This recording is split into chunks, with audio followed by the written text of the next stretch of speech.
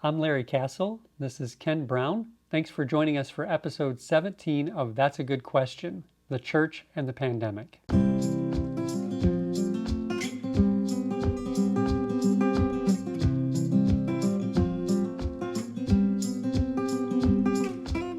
Today's episode is going to be a little bit different than some of the episodes we've done in the past for two reasons. One, we're going to really be focusing on the content from this week's blog post from Pastor Ken's blog, Church Matters. And we published that yesterday, and the subject of the blog is going to be what we focus on, and it is primarily directed to our congregation at our church, Community Bible Church. But we think this will be of interest to all of our listeners, viewers. We know many of you who listen are not members of our church, but you benefit and enjoy the material we provide. So we encourage you to listen in, but we just wanted to point that out at the beginning, that this is going to be directed specifically at our congregation. It's really going to be along the lines of what this week's blog post is, and that is really a letter to the congregation, an update on the topic of the church and the pandemic. Really want to talk about where we think we are with the virus and the desire of all of us to get back to some semblance of normalcy. So we encourage you all, if you haven't already, do take a look at the blog for this week, but we'll be discussing much of its content. So Pastor Ken, let's start off maybe by you explaining to those watching and listening why now is the right time to communicate with our congregation some more on this topic. Well, as you know, we have sent out 8 church-wide communications about this topic over the 6 months that our church's ministry and everybody else's ministry has been affected by the virus. And we also started the Church Matters blog back in March to, in part, communicate on issues related to the virus for the benefit of our congregation and others outside our congregation. This podcast has also devoted some of its episodes to that. And so we've had several ways to keep our church family informed regarding our thinking and our decisions so that everyone knows why we're doing what we're doing. But all of that communication has been based on what we perceive to be the needs of the congregation. And we ascertain those needs because our leadership team has been contacting those in their shepherding groups periodically to make sure everyone is okay and that we're aware of any needs. And in the process of that, and just in the overall process of our interactions with church members, we get feedback about how folks are doing, not only physically, but spiritually as well. And all of that helps us answer the questions, what does CBC need to do most right now to keep the church informed as we go through this really weird time? What does our leadership need to do to keep the congregation informed? And then secondly, what decisions does leadership need to make to address the needs of our congregation as we hear about them, as we learn about them in those interactions at any given point? And we have come to believe that we're now at an inflection point in dealing with the virus.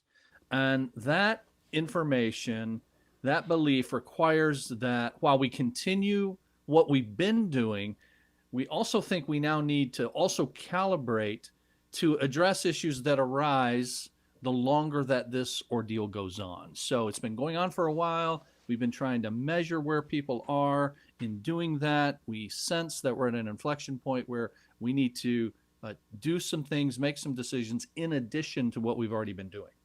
Yeah. Can you explain that a little bit more, Pastor Ken? What things have we been doing that will continue, and then what changes will need to be made to address more current needs? Well, we say in the blog where we've put the letter this week for our congregation that we've assumed that our people can deal with just about anything for a period of time. And we also say that we think our congregation can deal with more than most, frankly, for a longer period, as we just have an overall strong group of people. But even with that, even with our confidence in our congregation, the truth is all of us get weary over time. Our spiritual lives begin to be adversely affected by the semi isolation that comes from not meeting together as we have in the past. And so we can go on reserves for a while. And for our church, I think a good while. But at some point, you start running on fumes. And we've sensed that that's starting to happen for some of us.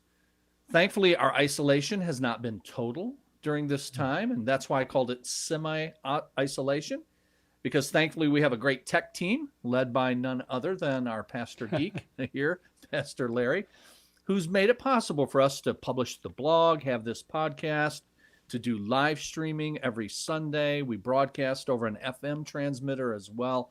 And all of these are new just in the last 6 months. So it has meant really trying to get as up to speed as we possibly can on the technology, and you and your team have done a great job. So I'm thankful to the Lord for that. I'm thankful to Pastor Larry and his team for making those things happen. It's helped everybody immensely, and it's going to continue to reap dividends for us into the future. But as great as all of that is, we all know it's still not the same as meeting together. And we've concluded that for many, continued lack of personal interaction is going to begin to take a spiritual toll. And so we've considered how we can address that in keeping with the principles that have guided us from the very beginning. So you've said several important things there that I think we could break down for people. First of all, you said several times we. You said we say in the blog, or as we've considered how we address this. Can you tell the folks who we is? Yeah. Well, our church is led by a leadership team, and it's an 8-member leadership team. We have 4 pastors, we have 4 deacons. And all of the communications that we have sent to the congregation on this matter have been reviewed, been discussed, been modified, and then ultimately agreed on by that leadership team. So the way it works is my title is senior pastor, and then we have 3 associate pastors, Pastor Rich Carrico, Pastor Bill Combs, and then yourself, Pastor Larry Castle. And the main difference between senior and associate in the practical outworking of how we operate, it's not one of authority. I have no more authority than any of the rest of our pastors. Rather, I've simply been designated as the one who is to, and this is the word that I use that I think captures it, I'm the one who is to primarily initiate, bring forth initiatives, kind of get stuff started. Now, all of our pastors can and do bring up matters that we need to discuss and implement, but it's my explicit responsibility to do that. So in the case of a communication like this, I will often compose a draft, a first draft, and then I'll run it by the other 3 pastors. And almost without exception, I get suggestions for changes. We discuss them. We often make them, as we did with this letter.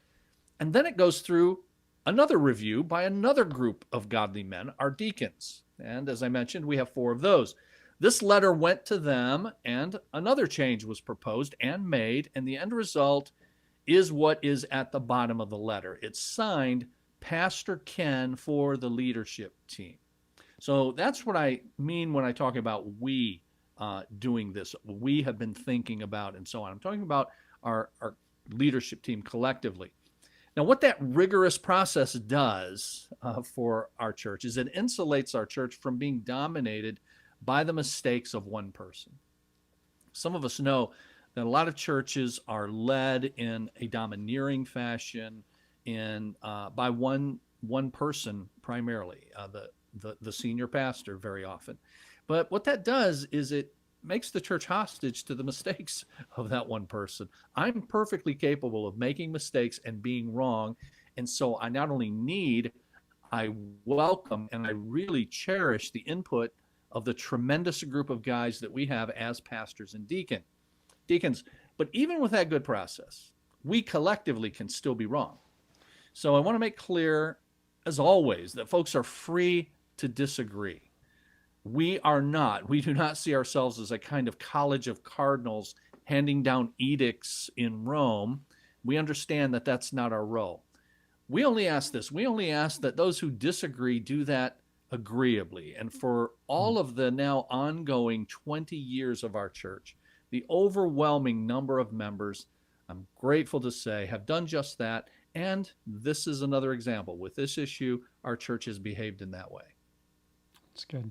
So you said we've concluded that for many, continued lack of personal interaction will begin to take a spiritual toll.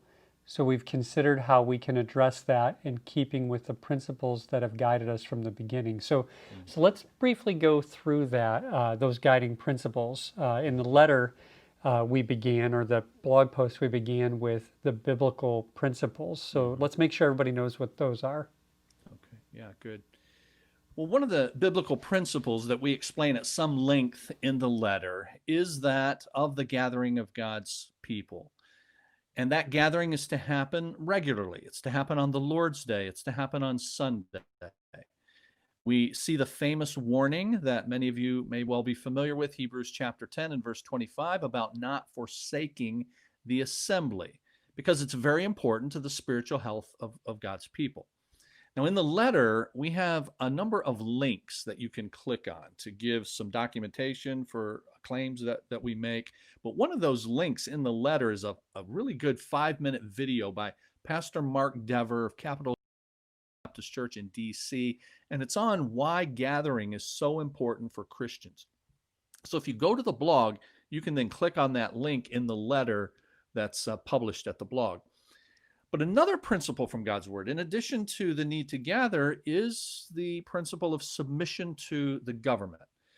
Now, this is where, frankly, some of those of us, I should say, who love the freedoms that we enjoy, we can become don't tread on me types, for whom the S word, submission, is automatically offensive. The S word. Yeah, it shouldn't be, because it's a Bible word. It's God's word that uses this. And so we need to align ourselves with that. We need to reconcile whatever we think politically. We need to reconcile ourselves to what God says.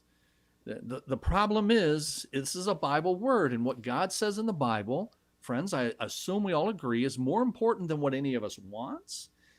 And frankly, it's more important than what any of us thinks we know about what the Constitution says. The Bible is above every document of human origin, and that includes the Constitution. And the Bible says in Romans 13, 1 through 7, it says in 1 Peter chapter 2, verses 13 through 17, that Christians are to submit to the authority of the government. And this is not just government that we like or we agree with or that's nice to us.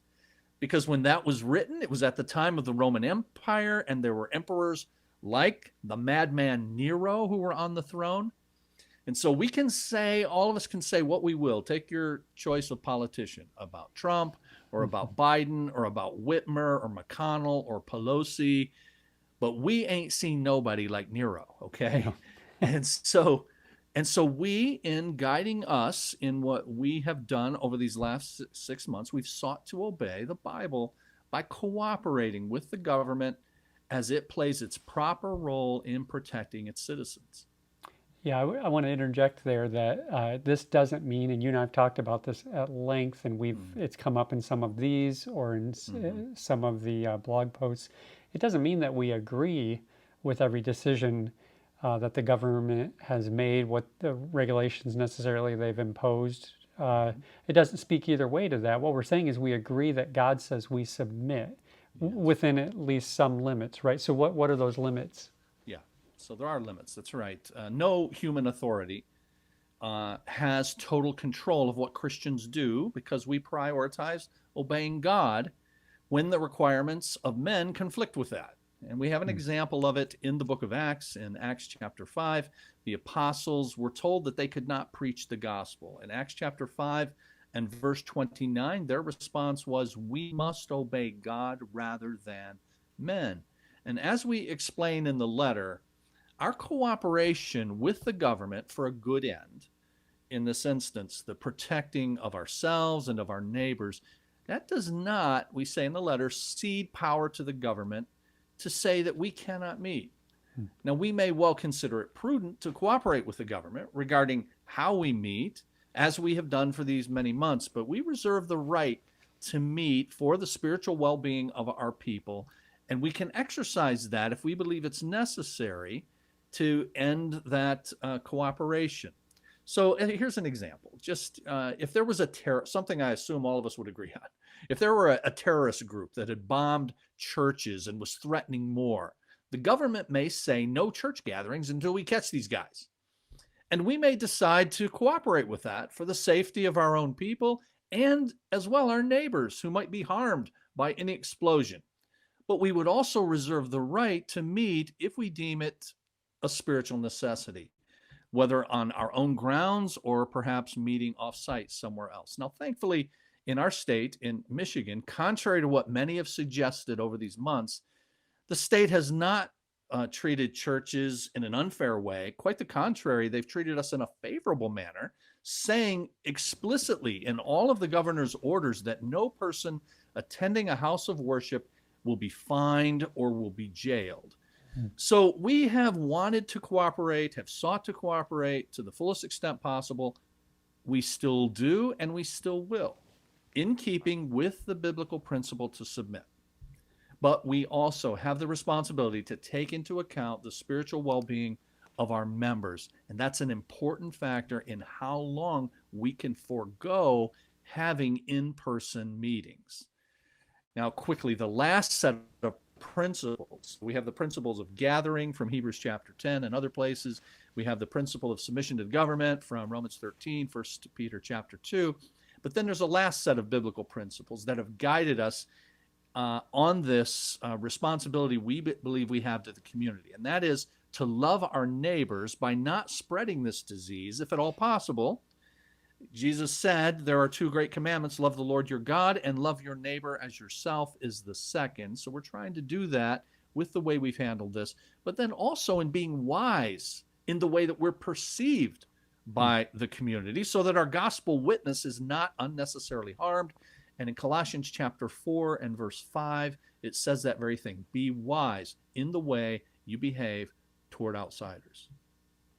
Yeah, that's one I'm afraid, and folks I see talking about it online, I think may not weigh strongly enough. So it's good to remember that. Speaking of protecting ourselves and our neighbors from harm, can we talk about the way the dangers of the virus have factored into what we have done and what we're doing now? Well, we say on the blog, as we've said in previous communications, that we take this very seriously. And in the blog, we cite the numbers of over 200,000 who have died in just 6 months. 6 months, over 200,000 people have died. Now, you may remember that at the beginning of this, for some people, even well into this whole thing, people were trying to make comparisons to the flu and all of that kind of thing. And we had given our congregation some statistics on that in an average flu season that can go 5 or 6 months itself, in an average flu season, 38,000 people die. 38,000. This has been over 200,000, and we are still going. So we cite on the blog how serious this is. 200,000, over 200,000 in 6 months. And there's an estimate, and a very, very credible estimate, made by the same organization that predicted there would be 200,000 deaths by October 1st. That same organization has predicted 400,000 deaths by the end of this year. So those who die now, we say in the letter, are overwhelmingly those who are over 65. And many of those have underlying conditions, so that young, healthy people are not at all likely to die from this. But we're still potential carriers to those who are vulnerable, and so we need to observe things like distancing and masking for that reason. I just wanted to interject there back when you were talking about the numbers. I've heard some folks point out that, we were talking in millions before this all started, and that hasn't happened. So they'll contrast that. But that was something we mentioned in our very first communication to our congregation, that, Lord willing, by taking all the measures that the government and health services have taken, we would avoid that. And the danger in that is it would be easy to then look back and say, Mm, well, see, it wasn't that bad, but we took such extraordinary measures that had a serious yes. impact. Yes, So, I appreciate you very much reminding of that. Yeah, very early on, way back in March, we had said that one of the concerns we have is that if we are, those of us who take this seriously are successful in our efforts, then it will give fodder to those who are deniers mm-hmm. because we've been successful at making it not as bad as it could be. And indeed, it's not as bad as it could have been. There was one prediction, we mentioned it in the letter, anywhere between 1.6 million, 2.2 million deaths if you do nothing. Mm-hmm. Thankfully, we've done something. And so, what that's done for some people is to say, well, see, it wasn't that bad. Listen, friends, with all the stuff that we've done, with all the stuff that has had to happen across the country, to still have over 200,000 people die and Mm-hmm. counting shows you, I think, just how serious this is. But as we said, it occurs to, we now have a good 6 months worth of data to see who is most vulnerable. And it is overwhelmingly those who are older, those who have underlying conditions. And so the issue of whether we're afraid to get the virus versus being a carrier who gives the virus is something that we all need to take into consideration. If you are under 65, it's very unlikely that you're going to die, but you can still get it. It's our understanding that you can get it and be what's called asymptomatic, not know you have it, and thus be able to spread it to someone inadvertently who is vulnerable and who may be very adversely affected. But this also answers this idea of getting it versus giving it and being afraid of giving it. Answers a particularly odious suggestion from some of those who make an accusation toward those of us who have been very careful about this and have been slow to regather. And they make the claim or they imply that you're just afraid, you're fearful. You're afraid to die. And here you are, of all people, as a Christian leader, why would you be afraid to die? Aren't you going to be going to heaven anyway? So you're unwilling to put yourself on the line for Christ. I mean, that's quite an accusation to make. Hear this. If I was the only person that I had to be concerned about, then I'd be fine to die tomorrow and be with the Lord. But as it turns out, I have other people to be concerned about, like my family and like the congregation that God has assigned to us.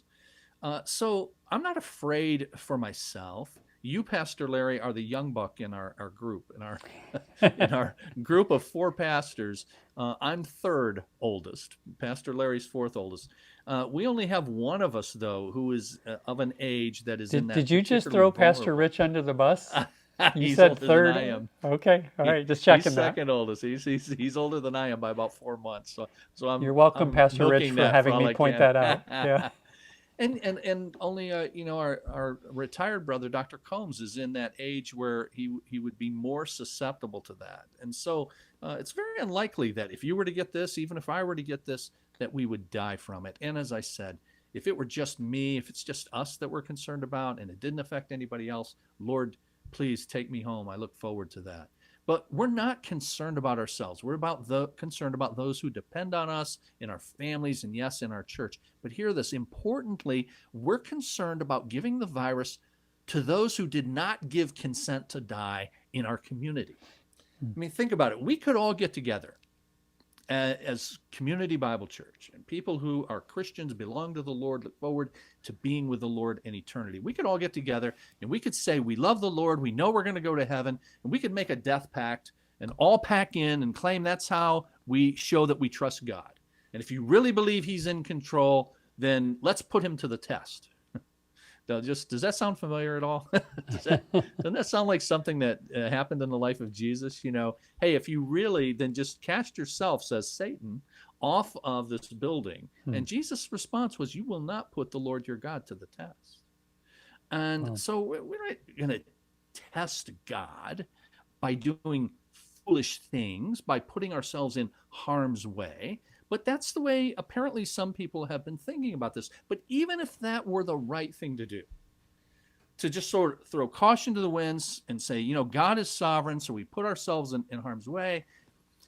That's not the right thing to do, but just for sake of discussion, let's say it was. What about those who didn't sign the pact? Hmm. And those people who didn't sign the pact out in the community are not at all assured of heaven when they die. And so we have taken these precautions and will continue to take precautions, not just to protect ourselves. I'm not worried about dying with this. I don't think I will die with it. And if I did die with it, I'll be with the Lord. I'm concerned about other people who didn't sign the pact and who are more vulnerable. So our biblical principles have been the importance of gathering, the need to submit and cooperate as far as we can with the government, and love for and witness to our neighbors. All right, so we've talked about we're at this inflection point then. We're taking all of these biblical principles into consideration, and where does that leave us now in our situation? So, to this point, we have had three options for our church. We have had live stream that a lot of people are taking advantage of. We have had come onto the campus, come on site, and tune into a designated FM radio station, and you can listen there, and it gives you the opportunity to see some people. And so that's been a good option for a number of our people. And then also, folks can meet in person in our auditorium. But of those three, we have emphasized the first two, the live stream and the FM, rather than in person, in order to continue to cooperate with the government to the greatest extent possible, but also to protect our people and mostly our community so that we are not spreaders of the virus. So that's where it's been. But the spiritual toll has to be now added to those. It's not a replacement. We're not foregoing those, and those are still matters and priority matters for us. But we need to add, we believe now, to that the spiritual toll that it takes. So it's an addition, not a replacement. And so we're going to continue to seek to cooperate with the government as best we can. And we're going to continue to take precautions so that we do not contract and spread the virus. But instead of emphasizing the offsite options of live stream and outside FM radio, we're urging each member to decide now. Among those three, take into consideration physical safety, yes, for yourself, but also for those that you come in contact with, and also spiritual well-being. We do not want to see people in our congregation spiritually suffer as a result of this. And we believe we're at this inflection point where that could start to happen now. As I said in last Sunday's sermon, we paused our series in the book of Revelation to take a week looking at Psalm number 137, where the people of God had been taken captive into Babylon. They were away from their beloved Jerusalem and the temple. And I said last week that this virus is not an off and on switch. It definitely turned many things off for all of us and did so abruptly back in March. But it's not going to come back the same way. And I think some of us may have that mistaken notion. It went off, it's going to come back on. No, it went off. And I said last week, it's going to be more like, instead of an on switch, a more like a dimmer switch, where it's just going to gradually come back. So we expect a gradual return as people are ready, but all three options are available: live stream, the FM, and the in-person. And we've talked a lot about the kinds of protocols that we should have in place. And I just, by the way, I think I could almost hear a cheer from people when you said some of the things you said there. We had said initially that we encourage people, unless it's a matter of conscience, to choose from the other two options. And our folks have been so deferential about it that some folks who I think fit into the category you're saying, where spiritual well-being is a factor, still refrained because they wanted to defer and cooperate. So we're really grateful for that attitude by our folks. So even as we then do now open it up a little more freely, so folks can take more than just their conscience into as a factor, but rather their family's spiritual well-being. We've got to have some protocols in place. So what are the Yeah. protocols we're going to have in place? So we're asking folks to continue what we've said. Back in July, we had opened things up for a time. Some folks had started to come, and we had laid out some protocols, safety protocols, and those are the same, and they're the ones that just about every organization across society is adhering to, trying to adhere to, and that is mask wearing. So we ask folks, if you decide to come, that you wear a mask at all times except when you're seated, and unfortunately that includes while singing. So wear a mask when you come in, when you exit, when you're singing, when you're seated and you're listening to the message and the announcements and so on, then you can take it off. So wear a mask. And then we are going to have every other row roped off. And so we'll have some distancing that way. And then we ask you yourself or with your family to leave 3 seats between yourself and the next person or family in order to have the distancing that's needed. And finally, after we're done, and we'll try to remind you on Sunday mornings about this, but after we're done, then we'll try to take the fellowship outside. We're trying to be inside, indoors for about an hour, limit it to an hour. So the longer you're in, from what we read, then the more dangerous it can become indoors. So we're trying to limit to an hour. When we're done, then we'll take the fellowship outside. And it's hard to remember all of these things, especially the fellowship part. You're right there. You're so glad to see each Yes, other, and but absolutely. doing. I just highlight what you said there. Doing each of these little things. No one of these things is a foolproof guard against transmission of a virus, but all of these little things together really decrease the chance of it. So the better we can remember and be conscientious of these, the more we'll be protecting each other in our community. So we'll have a hybrid then for our worship service for a while. Some people will Right. be there in person, some will be out in the parking lot listening on FM, and then still others watching online. And this is going to be similar for other ministries as well, then, right? that's that's what we're going to try to do over the next few weeks. We've got multiple ministries, as most churches do. We've got children's ministry, we've got teens ministry, men, women, and so on. So we're going to try to, with all of those, do the same kind of thing. Make an in-person option available for those ministries that want that, and try to make it happen, but not force anybody to participate in the in-person option or else miss out on the ministry altogether. I mean, that's one of the problems when you have this gradual approach and you gradually move over time to getting back to mostly or fully in person, because you're still going to have people who are not there. Well, what are you going to do with those folks? You don't want to leave them behind. You don't want them to not have any sort of participation, if at all possible. So for worship, we can offer some participation. We can say, if you're not here, you can watch on live stream, or you can do the FM option. We want to do the same kind of thing with the other ministries, but that's easier said than done, because offering 2 things for the same ministry is hard to do. In the worship service, we got a whole team working on that. But if it's the men's ministry, if it's the women's ministry, then you've got to figure out how best you're going to do that, and how you're going to get your small groups together, and are they going to be how many of them are going to be in person, and how are you going to have the Zoom option for that?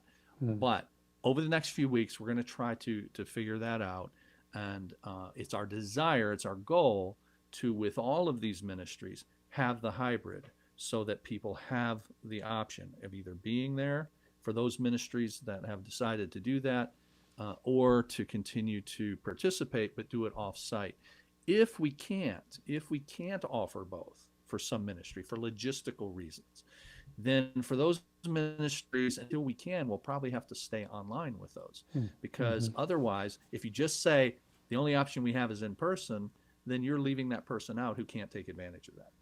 Yeah, and Pastor Ken, another factor occurs to me that we haven't really talked about, but would do well for us to factor in if it comes down to it, and that is, we've organized our ministries in terms of core ministries, things that are the most central to our mission, and then other things that add to it.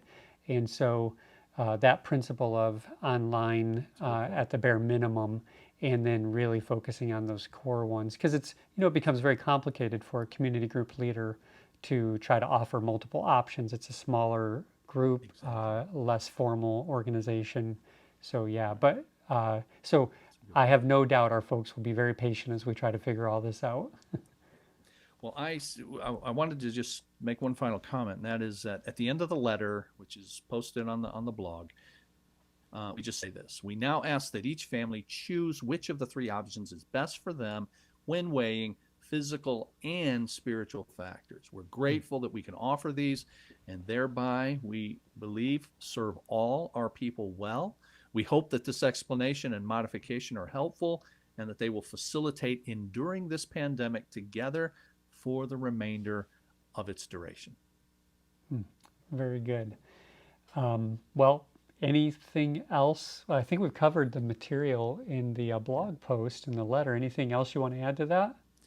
Yeah, I think if folks you've listened to this, obviously, if you'll take a read on that, at least the summary, if not the detail. It's a total of about 4 or 5 pages if you read the detail. But if you'll read that and you've listened to this, then you're fully informed about what we're trying to do. But I would just make a plea, brothers and sisters, that at every moment of every day, we are where we are by God's design. And let's remember that, and that God has things for you, each of you, and me, all of us, to learn through this and to grow through this. So I was trying to emphasize that in this sermon this past week. So don't see this, I said in a blog post a couple of weeks ago, don't see this as wasted time in the wilderness. This is time. God said about the 40 years sojourning in the wilderness, he said in Deuteronomy chapter 8, I had purposes for you in that.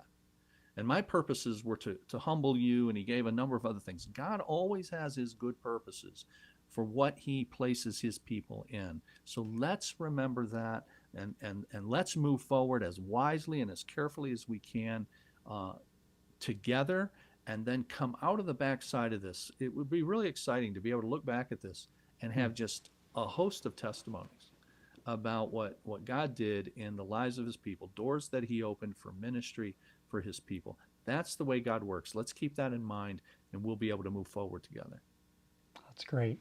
So we mentioned several times the blog. I'll just put the name of our blog there, Church Matters Blog, and you'll be able to find that on our website, cbctrenton.com.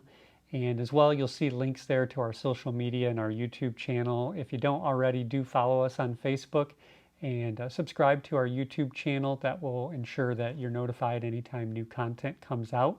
And did I put the wrong link up there? I put the text questions too, didn't I? When I was giving our website, cbctrenton.com. There we go. Trying to be a producer and on the screen at the same time is not as simple as you think it is. So thanks again for joining us this week. And for Pastor Ken and myself, we'll see you in the next episode. If you have a question you'd like us to consider, you can send that in to our email address, info@cbctrenton.com, or text it to us at 97000.